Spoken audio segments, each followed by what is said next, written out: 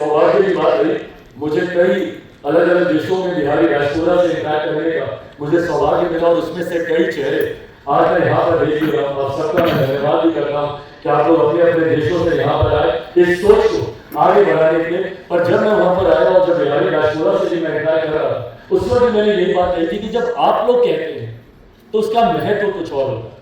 हम लोग कहेंगे और मैं तो खास तौर पर उधर भाई बोलेंगे तो बात अलग होगी, शाला मैम बोलेंगे तो बात अलग होगी, ध्यान से बोलेंगे बात अलग होगी, मैं बोलूंगा तो वापस होगी कि ये राजनीति कर रहा है। क्यों? क्योंकि आपको सिर्फ एक राजनीतिक दल से जोड़कर देखा जाता है और आपकी सोच को घुमा फिराकर सिर्फ राजनीति के इर्द गिर्द ही रख दिया जाता है और लोग यही सोचते हैं कि जो भी बोलेगा राजनीतिक लाभ के लिए बोलेगा। पर जब आप लोग बोले उसका एक अलग महत्व ये बताने की जरूरत है आप लोग। और मैं ये नहीं बोल रहा कि आप लोग जाएं और कोई बड़े सेमिनार करें, पर जब आप लोग घर जाते हैं, जब अपने अपने गाँव जाते हैं, वहां पर अगल बगल के लोगों को इकट्ठा समझाने की जरूरत है कि आज देश दुनिया कहां से कहां चले गए।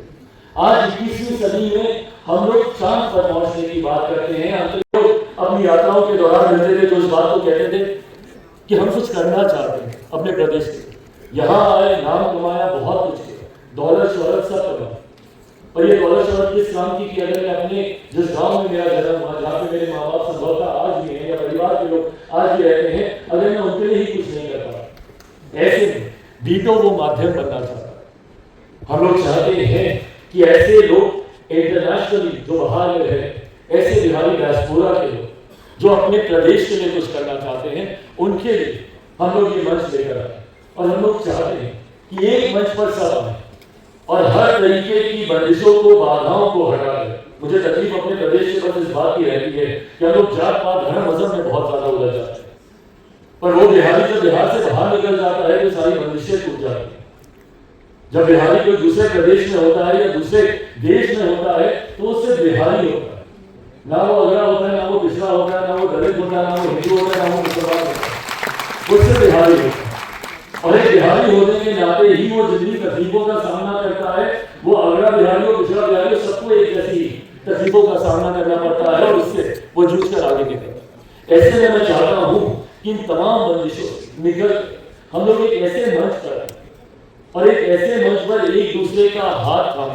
अब मेरे लिए कतई ये बड़ी बात है, क्योंकि मैंने पूरे उम्र लोगों के लिए संभवतः शायद मंत्री ये सब बड़ी बातें होंगी, पर मैंने बचपन से स्कूल कॉलेज में तो कितनी बार तो तारीफ की बातें करता था, आ गया मंत्री का बेटा, आ गया मंत्री का बेटा। तो ये कोई उपलब्धि मेरे लिए कतई नहीं थी, पर वो भावना मेरे लिए उपलब्धि जरूर है, जिस भावना को मेरे पिता ने मेरे भीतर दी, और उसी सोच के साथ मैं आगे बढ़ा। अपने बिहार के लिए अगर मैं कुछ करता हूँ, जिस जगह पर मेरे पिता बिहार को देखना चाहते थे, उसके लिए अगर मैं कुछ करता, और इन 3 सालों में भी व्यक्तिगत भी मैंने कई लड़ाइयां लड़ी, राजनीतिक भी मैंने कई लड़ाइयां लड़ी, मुझसे एक करके सब छीन लिया गया। आज भले मुझे नेपोक्रेट कहा जाता हो, ये आजकल ये टर्म बहुत ज्यादा प्रचलित हो गया है, किसी को भी डाउनसाइज करना होता है तो सबसे पहले कहा जाता है कि नेपोक्रेट है, ये तो क्या बेटा है, इसको करना ही है। हम लोग ऐसी दो-धारी तलवार पर चलते हैं, नेपोक्रेट्स। अगर कोई अच्छा कर पाया तो करना ही था, उनका बेटा है, उनकी बेटी, अगर ये नहीं करेगा तो और कौन करेगा? और अगर कोई नहीं कर पाया तो देखो अपने माँ बाप का नाम डुबा दिया, उन्होंने इतना किया, ये कुछ नहीं कर पाया। तो हम लोग तो दो-धारी तलवारों पर हमेशा चलते हैं। पर जरा इस बात पे भी कई उंगलियां उठाई जाती है नेपोक्रेट की, भाई पिता कर रहे हैं, तुम भी कर रहे हो। पर मैं उस पीढ़ी से आता हूँ, मैं उस जमाने से आता हूँ, ऐसा नहीं कि मैं बहुत पुराने जमाने को, पर फिर भी 4 दशक अपने जीवन के मैं बिता चुका हूँ। मैं ऐसे जमाने से आता हूँ जहाँ पर माता पिता के नक्शे कदमों पर चलना अच्छा माना जाता था, सिखाया जाता था कि अपने पिता जैसा बनो, सिखाया जाता था कि अपनी माँ जैसा बनो। मुझे नहीं पता कि धीरे धीरे आते आते कब ये सारी चीजें आपके विरोध में ही इस्तेमाल की जाने लगेंगी। बट हाँ, इस बात को मैं जरूर कहूंगा कि पिछले 3 सालों में अपने पिता से यही सीखा मैंने कि भले परिस्थितियां कितनी भी मुश्किल क्यों ना हो, आप अपना लक्ष्य बना के चले। और ये 3 सालों में यही किया मैंने। मुझसे मेरी पार्टी छीन ली है, जो मुझे नेपोक्रेट कहा जाता है, मेरी पार्टी मुझसे छीनी है, जो मेरे नेता मेरे पिता आदरणीय रामविलास पासवान जी ने अपने खून पसीने से बनाए, वो मेरी अपनी ही पार्टी से मुझे निकाल के बाहर कर दिया। मेरी पार्टी का नाम, मेरी पार्टी का सिंबल, जिस घर में मैं 34 सालों से रहता था, मेरे पिता की और कोई याद ही नहीं आज भी। और खासतौर पर ऐसे लोग होते हैं कि समय के साथ चीजें आसान हो जाती है, पर नहीं होती। आज भी ऐसे दिन मुझे मेरे परिवार को बहुत अजीब देते हैं। पिता की हर वो याद एक झटके में दिमाग में पहुंच जाती है, हर वो समय, हर वो पल जो उनके साथ होता है। आज इनका जन्मदिन उन्हीं में से एक है, हम लोग रात से लग जाते थे। मैं, मेरी सिस्टर, भाई, भाभी, सब लोग उनका केक काटना है, 12 बजे बर्थडे ड्रिंक करना है, उनको पता नहीं चलना चाहिए, रात से लेके जाने में हम लोग करते थे। सुबह उठते ही जाना, उनके पहुंचना, उनका आशीर्वाद देना, ये तमाम चीजें हम लोग करने लगते थे।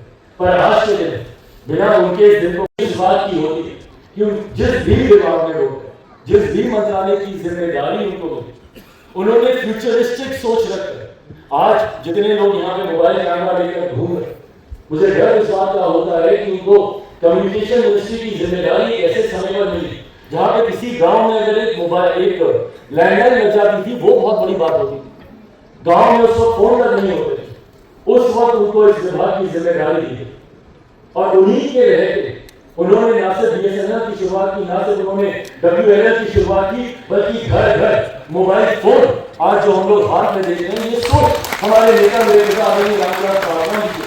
और मुझे आज भी अच्छे से याद है उनका वो बयान जिनकी खूब आलोचना हुई थी। उस वक्त उन्होंने ये बयान दिया, उन्होंने कहा था कि मैं एक ऐसे दिन की कल्पना करता हूं जब हर रिक्शा वाला, हर ठेला वाला के हाथ में ये मोबाइल फोन। मैं चाहता हूं कि एक ऐसा दिन आए जब बैगन के भाव ये मोबाइल फोन दिखे, और आज वो हकीकत है। तो जब उन्होंने ये बयान दिया था, उस वक्त इनकमिंग कॉल का भी हम लोगों को पैसा देना पड़ता था, 15 रुपए 16 रुपए इनकमिंग कॉल पे भी लगते। और उस वक्त विपक्ष ने खूब आलोचना की और कहा गया कि भैया ये दिन में सपने दिखा रहे हो, संभव नहीं, कभी तो इतना पैसा देना पड़ रहा है, कैसे रिक्शा वाला, कैसे ठेला वाला मोबाइल फोन चला। पर उन्होंने उन बाधाओं से आगे निकलने की सोची, जो लोग उनको बांध के रखना चाहते थे, उस सोच को उन्होंने तो फ्यूचरिस्टिक सोच रखी, बड़े जिस जिस मंत्रालय में वो गए, उन्होंने इसी सोच के साथ उन्होंने काम करने का प्रयास किया। रेलवे में वो गए, रेलवे में जिस तरीके से एक हस्ताक्षर से उन्होंने कितने ऐसे कॉन्ट्रैक्ट लेबर जो वहां पे काम कर रहे थे, उनको परमानेंट करने का काम किया। आज जिस बात को हम लोग गर्व से कहते हैं, आज देश में 80 करोड़ लोग कोरोना के वक्त हम लोगों ने शुरू किया। कितने देश की सभी भाई आबादी नहीं होती, पूरा यूरोप भी मिला दे इतनी आबादी नहीं होगी। 80 करोड़ लोगों को आज हमारे देश में मुफ्त में राशन दिया जाता है। ये तकलीफ की पीड़ा मैंने अपने पिता की आंखों में देखी थी जब कोरोना का वो समय चल रहा था। और वो तस्वीरें आप सबने भी सोशल मीडिया, आप लोगों ने न्यूज चैनल के माध्यम से देखी होगी, जब लोग पैदल चलकर अपने अपने गांव जाने के लिए मजबूर हो रहे थे। उस वक्त पापा की तबीयत खराब थी, अपने स्वास्थ्य की चिंता ना करते हुए उनको इस बात की चिंता थी कि जो जा रहा है पैदल, ये 2 वक्त की रोटी कैसे खाएगा, इसको खाना कैसे मिलेगा।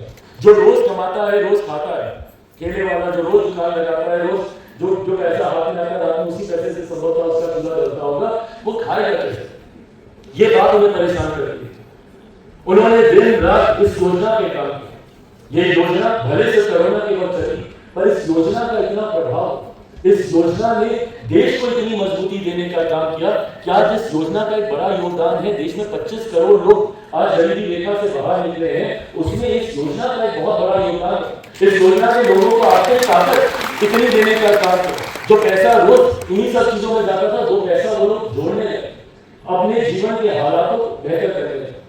पर जब इस योजना का निर्माण मेरे पिता कर रहे थे, ना उन्होंने जाति देखी, ना उन्होंने धर्म देखी, ना उन्होंने क्षेत्र देखी। उन्होंने ये नहीं कहा कि इस इलाके के लोगों को मिलेगा, इसको नहीं मिलेगा, या इस जाति के लोगों को मिलेगा, इसको नहीं मिलेगा। 80 करोड़ लोगों को आज उनको गए 4 साल हो गए, पर आज भी उन 80 करोड़ लोगों को प्रति माह 5-5 किलो अनाज मुफ्त उनको मिलता है। ये ताकत हमारे देश में है।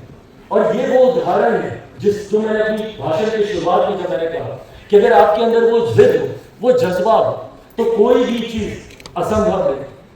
आज अगर हमारा देश इतना सक्षम हुआ है कि इतनी बड़ी आबादी को प्रति माह 5 किलो अनाज दे, आज से 15 साल पहले, 20 साल पहले संभव था, हम लोगों ने इसकी कल्पना तक नहीं की। जो लोग आस्था के, मैं आस्था रखता हूँ, स्वाभाविक है, मेरी आस्था का विषय है, पर सोचिए उससे पर्यटन को कितना बढ़ावा मिले। एक छोटा सा उदाहरण, मेरी ही लोकसभा में उस वक्त जमुई लोकसभा का मैं प्रतिनिधित्व करता था, भगवान महावीर की जन्मस्थली लछवाड़, वहां पर उनकी एक प्रतिमा थी 2600 साल पुरानी, जो नंदीवर्धन जी के द्वारा वहां पे स्थापित की गई थी। वो प्रतिमा चोरी हो गई थी। मैंने सदन में भी इस विषय को उठाया और उसके बाद कई ऐसे जैन समुदाय के लोग हैं राष्ट्रीय अंतर्राष्ट्रीय स्तर पर, महाराज यहाँ पर मौजूद हैं, उनसे मैं जुड़ा और उनसे मैंने सिर्फ एक ही आग्रह किया कि आप अपने भगवान के लिए खूबसूरत मंदिर यहाँ पर बनवा दें। मूर्ति मिलने के बाद बस यह आग्रह मैंने किया, और आज मैं चाहूंगा कि आप लोग जाइए और उस मंदिर का दर्शन कीजिए। मुझे लगता है दुनिया के सबसे खूबसूरत मंदिरों में से वो एक मंदिर है।